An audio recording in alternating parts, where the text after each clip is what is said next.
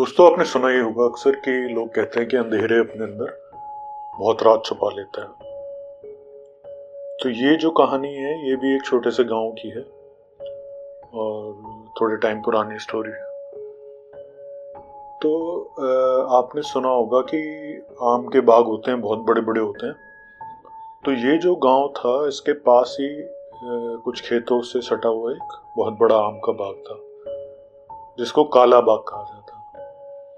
अब उसे काला बाग क्यों कहा जाता था, आप में से कुछ लोग समझ गए होंगे, कुछ को मैं बता देता हूँ। होता है क्या है कि जब आपके आम के पेड़ बहुत ज़्यादा लगे होते हैं किसी जगह पे, काफ़ी ह्यूज क्वांटिटी में, तो उसके नीचे जो होता है, पेड़ के नीचे जो होता है, सनलाइट प्रॉपर नहीं आ पाती। तो जिसकी वजह से आप जैसे ही उस बाग में एंटर करोगे तो आपको मोस्टली अंधेरा ही मिलेगा। तो इसलिए उस बाग को भी काला बाग बोला जाता था।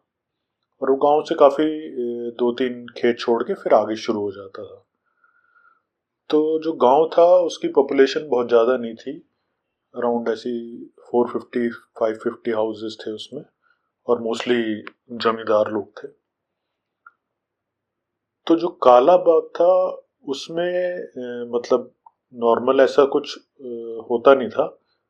पर एक बार अचानक क्या हुआ कि उस गांव में एक छोटा बच्चा आ गया।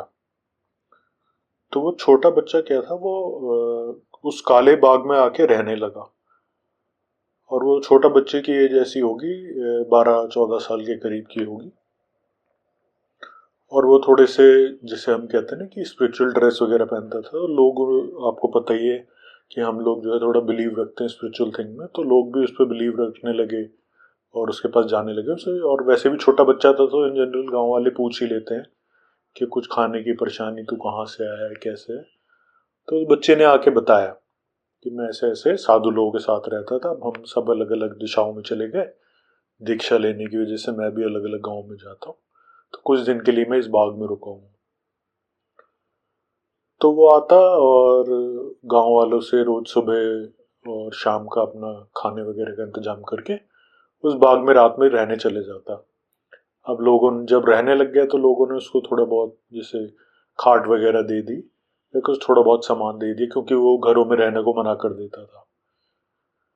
तो गांव वालों ने कुछ कुछ उसे सामान देने शुरू कर दिया, जिससे उसका गुजारा चल रहा था बच्चे का। और दिन में क्या करता था, वो जो गांव के बच्चे थे उन्हीं के साथ खेल भी लिया करता था। इसी तरह से दिन कट रहे थे।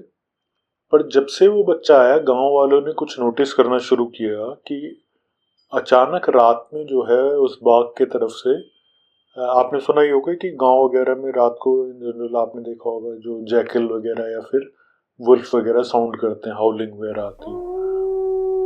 तो जब से वो बच्चा उस गांव के बाग में आया था, तो उस बाग में रात में जो है ये मूवमेंट और ये हाउलिंग वगैरह बहुत ज़्यादा बढ़ गई थी। और कुछ सर्टेन पीरियड के लिए रहती थी, फिर उसके बाद ख़त्म हो जाती थी। और डॉग बाग्स वगैरह भी काफ़ी ज़्यादा हो गए थे। तो गांव वालों में थोड़ा डर सा माहौल सा था, और वो उस बच्चे को लेके भी थोड़ा सा चिंतित रहते थे कि भाई बच्चा तो छोटा है, ऐसे में बाग में कैसे रहता है वो। लेकिन वो बच्चे को इंसिस्ट भी करते थे कि भाई तो किसी के भी घर में रह ले, इतने बड़े बड़े घर है। पर वो बच्चा मानता नहीं था, कहता था मुझे कुछ नहीं होगा, मुझे दीक्षा प्राप्त हुई है तो मैं आराम से सर्वाइव कर लूँगा, मुझे कुछ नहीं होगा। तो ऐसे ही वक्त बीत रहा था। तो एक दिन क्या हुआ कि गांव वालों ने फैसला किया कि रात में जाके देखते हैं कि भाई ऐसा क्यों होता है।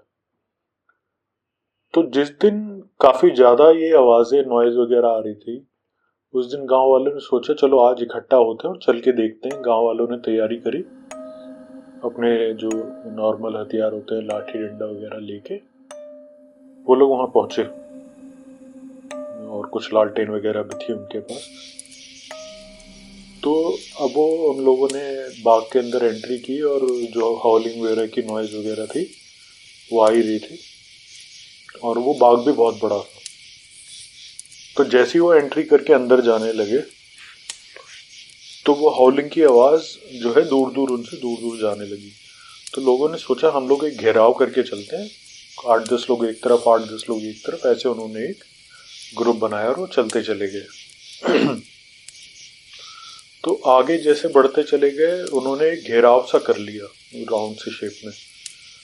तो जैसे जैसे वो उसके पास घेराव करते गए, एक उन्होंने सर्कल सा बना लिया, तो हाउलिंग की साउंड बीच में से आने लगी।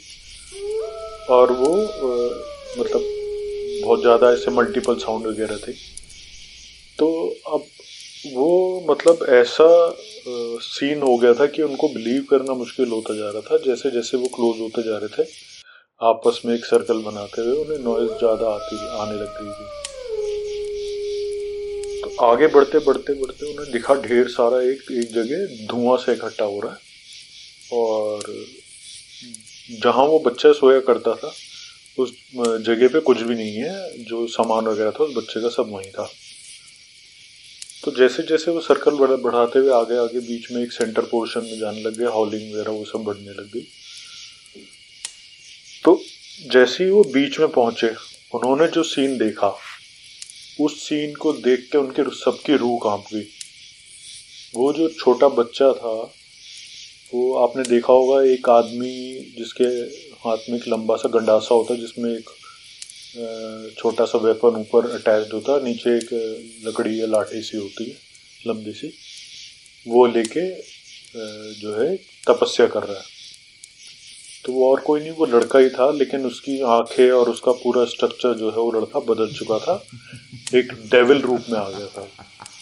और ये जो आवाज़ें आती थी उसके चारों तरफ जो है, जैसे जैकल हो गया, डॉग्स हो गए, सारे उसके चारों तरफ बैठे हुए थे और हाउलिंग करते थे, जिसकी आवाज़ से गांव वाले परेशान हुआ करते थे। अब ये भी जितने भी गांव वाले इकट्ठे हुए थे, ये सीन देख के वो ऐसे घबराए कि उन्होंने अपना सारा सामान छोड़ा, जो जो साथ लाए थे, लाठी डंडे, और सब गांव की तरफ भागे।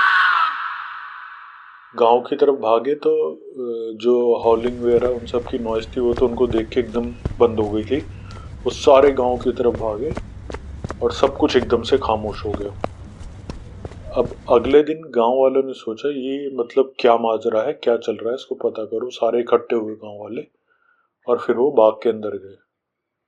अब जब वो बाग के अंदर पहुंचे, उन्होंने देखा बाग में कुछ भी नहीं। ना तो वो बच्चा जो सुबह खाना लेने आया करता था, ना आज वो खाना लेने आया, ना वो बाग के अंदर था।